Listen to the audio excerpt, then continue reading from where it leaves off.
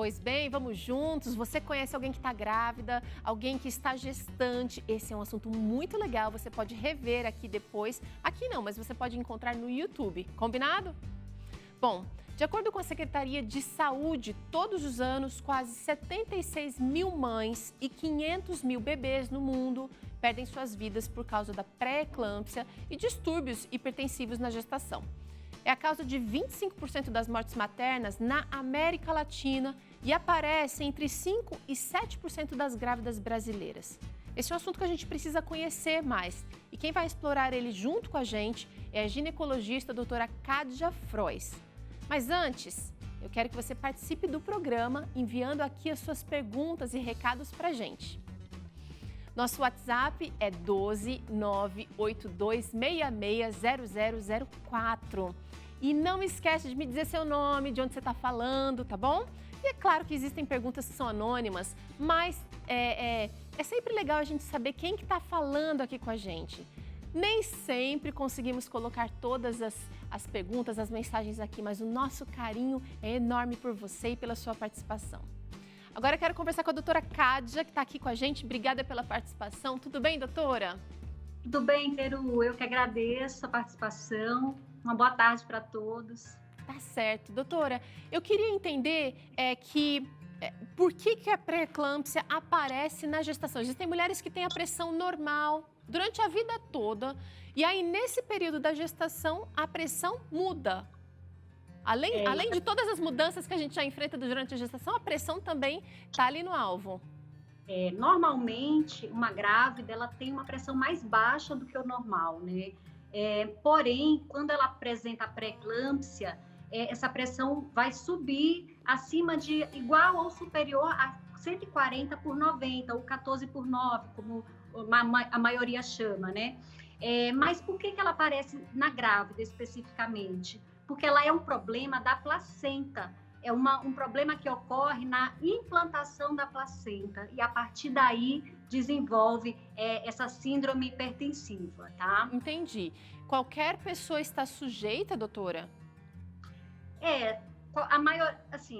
Algumas pessoas podem estar sujeitas. Existem os fatores de risco, né, que a gente vai até comentar mais para frente, como obesidade, enfim, diabetes, mas principalmente quem tem antecedentes genéticos, né, está muito relacionado com predisposição genética. Então, assim, nem todas vão aparecer, né? Como você falou, cerca de 5% a 7% das gestantes, aproximadamente. Tá. A gente está conversando sobre esse assunto aqui porque, por mais que pareça um dado não tão alto, né, de 5% a 7%, a pré-eclâmpsia pode ter consequências gravíssimas. Eu quero saber o seguinte, pode acontecer a eclâmpsia na hora do parto ou ela já dá sinais durante a gestação? Na verdade, ela já dá sinais. Às vezes acontece da mulher diagnosticar na hora do parto, né? Mas, com certeza, ela apresentou sinais antes. Por isso que é tão importante o pré-natal. E um pré-natal bem rigoroso, principalmente ali no final da gestação, que tem que ser semanal, né? Então, a mulher costuma apresentar o inchaço das pernas, das mãos, do rosto, aumento do peso. Então, são alguns sinais, dor de cabeça, pontinhos brilhantes na visão, alguns sinais que são premonitórios dessa pré-eclâmpsia e da eclâmpsia também.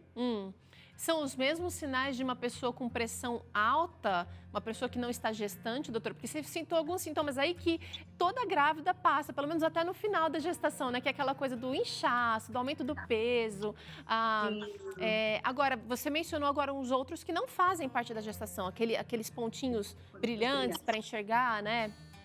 Isso, na verdade, Teru, o médico ele tem que estar muito atento, porque como você falou, a maioria das gestantes tem inchaço na gestação, né? Mas é um inchaço diferente. Essa mulher ela vai ter um edema de face que não é comum numa gestante normal, né? E vai ter edema, ela não vai conseguir tirar a aliança porque as mãos vão estar bem inchadas. Enfim, o pré-natal vai ter que ser bem rigoroso porque essa pressão ela vai aumentar um pouco antes do parto, normalmente, né? Alguns casos pode acontecer de aumentar só na hora do parto, mas a maioria das vezes a pressão aumenta antes e ela apresenta esses sinais premonitórios antes. Então, por isso, tem que ser muito bem avaliada. Tá, legal. E olha, um pré-natal bem feito, o profissional acompanhando ali, ele vai observar esses sinais aí físicos, mas também vai fazer a medição da pressão ali com mais frequência do que de repente faria numa gestação normal. Quero saber o seguinte, quais são, doutora, as pessoas mais propensas a ter pré-eclâmpsia? Porque você disse que todo mundo tem a chance, né? Mas será que existem alguns riscos ou algumas indicações pré-existentes já antes da gestação que podem facilitar a pré-eclâmpsia? Sim, existem sim. Existem alguns fatores de riscos. Um deles é a hipertensão arterial, né? As mulheres que já são hipertensas, elas têm mais predisposição a ter uma pré-eclâmpsia ou ter um aumento da pressão maior do que o que ela já tinha antes, né? Geralmente a pré-eclâmpsia ela se apresenta depois da metade da gestação, depois das 20 semanas. E quem já é hipertenso, normalmente essa pressão pode aumentar mais ainda e ela tem que precisar tomar mais medicamentos para baixar a pressão aí da metade para o final da gestação. Tá. Um outro problema... Pode falar, doutora. Temos também o diabetes, né? Pessoas diabéticas mellitus tipo 1 ou diabetes tipo 2, também tem uma alteração na vascularização, que pode fazer alteração nessa implantação da placenta e, por causa disso, fazer o risco maior de pré-eclâmpsia. Entendi. Outro problema bastante comum que pode trazer a pré-eclâmpsia seriam problemas renais, é isso? Isso, pessoas que têm síndrome nefrótica, síndrome glomerulonefrites, alguns problemas renais também podem apresentar, tem maior risco também. E doutora, e a gravidez de gêmeos, qual é a relação? Por causa da placenta ainda? Sim, também por causa da placenta, né? Muitas mulheres querem muito ter gêmeos, né? Mas a gente sabe que uma gestação gemelar é uma gestação com muito mais riscos, né? Um deles é a pré-eclâmpsia, tem risco 3 vezes maior de desenvolver a pré-eclâmpsia. Uau! Então, observar mais de perto, então, essa gestante. A obesidade. Nós estamos falando aqui, doutora, de algumas das doenças que, inclusive, têm sido mais observadas durante esse tempo de pandemia ou de isolamento, porque também são fatores de risco para outros tantos problemas de saúde, como, por exemplo, o Covid-19 também. A obesidade também pode fazer aumentar o peso? Sim, aumentar o peso não, perdão. O risco da pré-eclâmpsia. Sim, a obesidade é um dos principais fatores de risco. Tanto pessoas obesas, sobrepeso, ou que ganham muito peso durante a gestação. Por quê? Porque a obesidade, ela é um estado inflamatório da pessoa. E isso causa também alterações vasculares que vão levar a essas alterações placentárias e um grande risco de levar a pré-eclâmpsia ou aumento da pressão durante a gestação. Tá, e agora me fala um pouquinho sobre histórico familiar. Se eu tenho alguém na minha família que tem pressão alta, isso já é um risco de pré-eclâmpsia ou precisa ser um histórico familiar de pré-eclâmpsia? Não, se a pessoa tiver histórico familiar de pré-eclâmpsia, principalmente se for irmã, mãe ou tias, né? Que são parentes mais de primeiro grau. Nesses casos, o risco é maior. Então, tem que ter mais cuidado e o médico tem que estar mais atento a essas pacientes e sempre colher essa história bem detalhada dessa paciente. Né? Tá. Agora, a gente tem aqui, olha, a gravidez mais tardia, né? O que, na verdade, é uma prática cada vez mais comum. De todas as minhas amigas, eu acho que grande parte delas, mais de 60%, está experimentando essa gravidez aqui após os 35.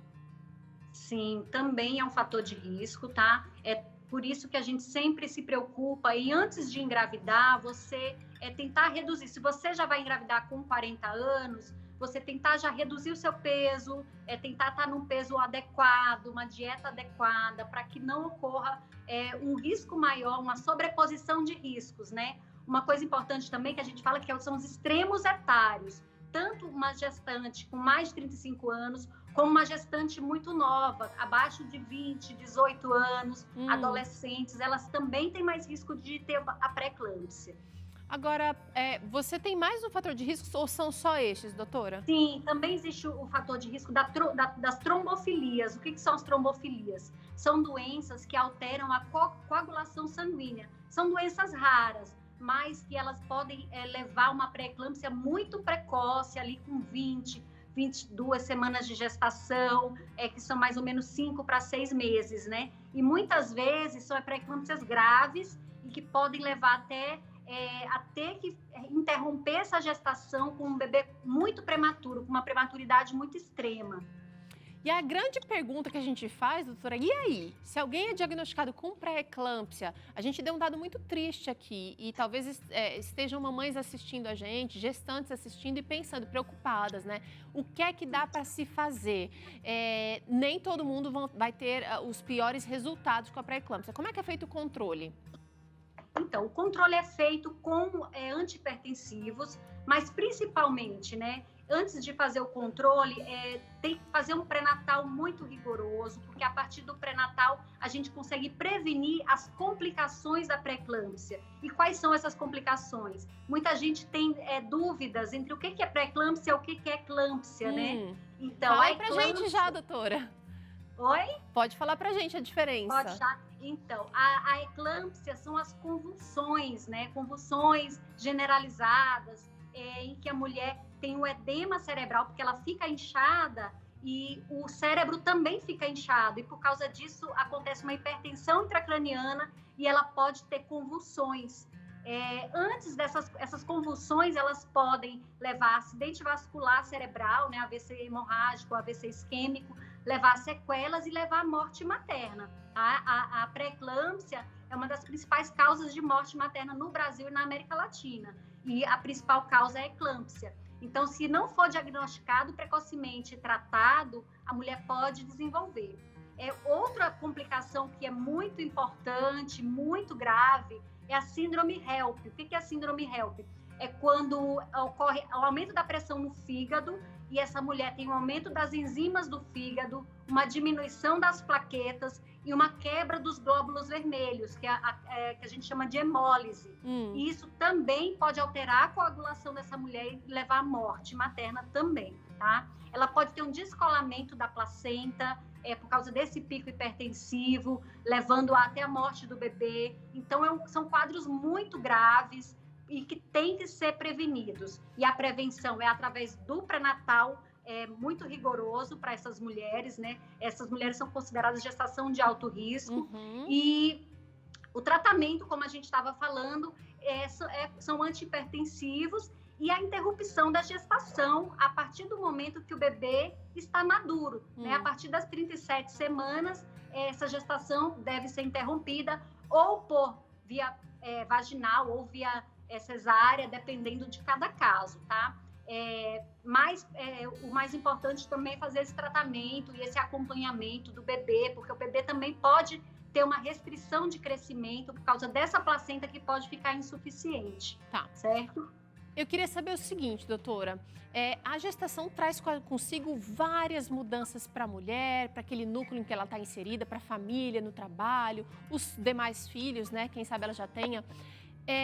E você falou no começo aqui da nossa conversa que a pré-eclâmpsia ela é um problema da placenta, mas existem, né, as questões emocionais que normalmente afetam a pressão de uma pessoa que não esteja gestante. Nesse caso, controle emocional, a prática de uma atividade física recomendada pelo obstetra, ajudam? Sim, com certeza. Por quê? Porque a liberação de endorfinas, de substâncias que causam vasodilatação, né? Tudo isso faz com que, por mais que essa mulher tenha essa predisposição a ter a pré-eclâmpsia, que essa pré-eclâmpsia seja uma pré-eclâmpsia mais leve, que ela consiga levar até essa gestação até o final, né? Entendi. Então, por mais que ela tenha essa alteração na placenta, se ela tiver menos estresse, uma alimentação saudável e se ela tiver um acompanhamento, né? Então, ela com certeza pode reduzir o risco dessa pré-eclâmpsia virar até uma pré-eclâmpsia grave. Então, alimentação mais saudável, aquelas regrinhas lá, diminuir o sal, uma comida menos temperada, isso aí vai ajudar também. Com certeza, né? A gente sabe que assim, a pré-eclâmpsia não está tão relacionada com a comida salgada como a hipertensão arterial, que crônica, né? Hipertensão sistêmica. Ela é mais, como eu falei, ela é mais relacionada a esses fatores placentários. Porém, é lógico, se a mulher já tem uma predisposição à pré-eclâmpsia e ela ainda utiliza uma alimentação mais salgada, uma alimentação com mais condimentos, com certeza esses vasos sanguíneos vão ficar mais contraídos e essa pré-eclâmpsia vai ficar mais grave ainda. Faz sentido. Agora é o seguinte, pensando nisso, a nossa repórter Rafaela Martins foi conversar com uma nutricionista para mostrar alguns alimentos para você que está aí, mas o que pode, o que não pode? Que você que tem pré-eclâmpsia, você que está em tratamento, ou você que é gestante e que não quer ter pré-eclâmpsia, por favor, acompanhe então para você saber o que deve e o que não deve consumir durante essa fase tão especial da vida. Pré-eclâmpsia é um tema importante a ser abordado. Nós sabemos que os alimentos fazem a diferença em nossa vida, né? Logo, tudo o que comemos na gestação pode influenciar na saúde do bebê. Por isso, nós vamos reunir dicas importantes, então atenção! Quem vai ajudar é a Aline Martendal, ela que é nutricionista e já está online aqui comigo. Aline, tudo bem? Tudo bom, Rafa? Aline, eu separei algumas plaquinhas com alguns alimentos e aí eu quero sua ajuda para a gente saber se pode ou não pode consumir. Esses alimentos vão contribuir a ter a pré-eclâmpsia ou eles podem ajudar a evitar esse tipo de doença na gestação. E aí é claro que você vai vir para ajudar a gente dando essas dicas super importantes. Vamos lá? Vamos lá. Vamos lá, doutora. Primeiro alimento. Doutora, espinafre pode ou não pode? Pode, o espinafre pode, porque ele é rico em potássio. E o potássio é um mineral que ele é diurético, ele ajuda a gente a eliminar líquido, eliminar a água do nosso corpo. Próximo alimento, eu acho que esse pode. Meu palpite, hein? Mas e aí, doutora Aline, amendoim pode ou não pode? Amendoim pode, porque o amendoim ele é rico em proteína e num problema de hipertensão arterial, o ideal é que nós tenhamos uma dieta com mais proteína e não tanto carboidrato. Então, além disso, de ele ser rico em magnésio, que é um relaxante muscular natural. Então, pode, amendoim está aprovado. Esse com certeza faz parte da dieta de muita gente, muita gestante, maridos de gestantes, consomem bastante. E eu tenho certeza que não pode porque a gente duvida isso de puxa a orelha, mas é importante saber da nutricionista, né, Aline? Industrializados, pode ou não pode? Não pode, por quê? Porque os industrializados são ricos em sódio, em sal, que eles usam como um conservante, né? Então, vai muito sal nos industrializados. E a gente, numa dieta, né, para evitar a hipertensão ou já tendo a hipertensão, a gente precisa ter uma dieta monossódica, que é o quê? 5 gramas de sal por dia. Então, a gente não pode fazer uso de alimentos industrializados, porque com certeza a gente vai ultrapassar essa quantidade. Último alimento, mas olha, eu confesso que esse é o meu queridinho, eu amo e esse pode, já tô falando antecipado, viu, Aline? A batata doce, pode, né? Batata doce pode, por quê? Claro, além de ser um alimento natural, ela é rica em vitamina A, C e também E, né, que é um antioxidante natural. E a vitamina E, ela é muito importante para a formação de glóbulos vermelhos. Então, batata doce está liberada. Olha só quanta dica legal. E é claro que você pode usar e abusar dos alimentos mais saudáveis e naturais possíveis, né? Agora, é só colocar em prática. É isso aí, vocês viram que tem uma infinidade de cores naturais para você escolher com essa última imagem aí no mercado. Foge um pouquinho dos pacotinhos e vai mais nos alimentos naturais. Doutora, a gente se preocupa bastante com a pré-eclâmpsia e precisa focar no tratamento, no controle dessa pré-eclâmpsia, na prevenção. Existe prevenção, aliás? Existe sim. Existem vários estudos que mostram que se a mulher tiver fatores de risco, né, como esses que a gente comentou aí, existem algumas exames que você pode fazer no início da gestação que também prevêem esses fatores, esse risco aumentado da pré-eclâmpsia, como o Doppler do útero, né, das artérias uterinas no início da gestação, junto com os outros fatores de risco. Então, se a mulher tiver um risco aumentado, a gente pode utilizar o ácido acetilsalicílico, que é aquele ASzinho infantil, sabe? Que ajuda ali a afinar um pouquinho o sangue. E o cálcio também, que eles são substâncias que podem diminuir o risco da pré-eclâmpsia. Doutora, chegaram interações aqui, eu quero que você ajude a gente a responder. Vamos lá, a primeira interação de hoje é da Marisa, lá de Joinville. Ela disse que teve eclâmpsia pós-parto e com parada cardiorrespiratória. Não morri porque tive socorro, ela diz. E a gestação foi super tranquila. Teria sido possível prever? Olha a questão dela. Então, é isso que a gente comentou, né? Às vezes é muito sutil esses sinais premonitórios, né? Esse edema, esse inchaço que acontece, às vezes a mulher acha que está engordando, mas às vezes é o edema que causa edema pulmonar, e por causa disso pode dar até parada cardiorrespiratória mesmo. Então, é aquela coisa que eu falei, um pré-natal muito rigoroso ali no finalzinho, após as 36, 37 semanas, tem que estar semanalmente no seu médico para ver o peso, medir a pressão, e a partir daí prever essas possíveis complicações. Tá certo. Olha, tem mais uma interação, doutora. Vamos ver se você pode ajudar. Tive pré-eclâmpsia, a Noelza diz, lá de Umuarama. E a minha filha tem 27 anos. Quando ela engravidar, ela quer saber se a filha também pode ter a pré-eclâmpsia. Infelizmente, ela tem um risco maior, sim, né? Então, já que já sabe que tem um risco maior, pode engravidar. Mas ter todos aqueles cuidados que a gente falou, né? Evitar a obesidade e já relatar para o seu médico que tem esse antecedente familiar, né? Tá. Tem mais, vamos mostrar aqui, tem mais uma pergunta de telespectador, que é a Bernadette, e ela disse, a pré-eclâmpsia pode acontecer apenas em uma gestação ou pode se repetir em outras gestações daquela mulher? Ela é mais comum na primeira gestação, mas quem já teve uma pré-eclâmpsia, ela tem mais risco de ter a pré-eclâmpsia numa próxima gestação em relação a uma mulher que nunca teve. Entendi. Né? Bom, então, gente, o negócio é rastrear, ficar de olho e andar ali, olha, junto com o especialista que está acompanhando a sua gestação, para que vocês possam se afinar nos detalhes. E qualquer mudança que você perceber no seu corpo, converse com ele. Doutora Kádia, obrigada pela participação aqui no Vida e Saúde. Espero te encontrar aqui em breve, viu? Eu que agradeço. Obrigada. Um abraço a todos. Tá joia. Olha, no próximo bloco a gente vai falar sobre por que os filhos fogem de casa. Será que existe algo que os pais podem fazer para impedir essa ação? É daqui a pouco no Claramente. E ainda aqui você aprende a fazer esse docinho de amendoim com cacau e paçoquinha cremosa. 2 receitas rapidinhas e maravilhosas para você. É daqui a pouco no Vida e Saúde.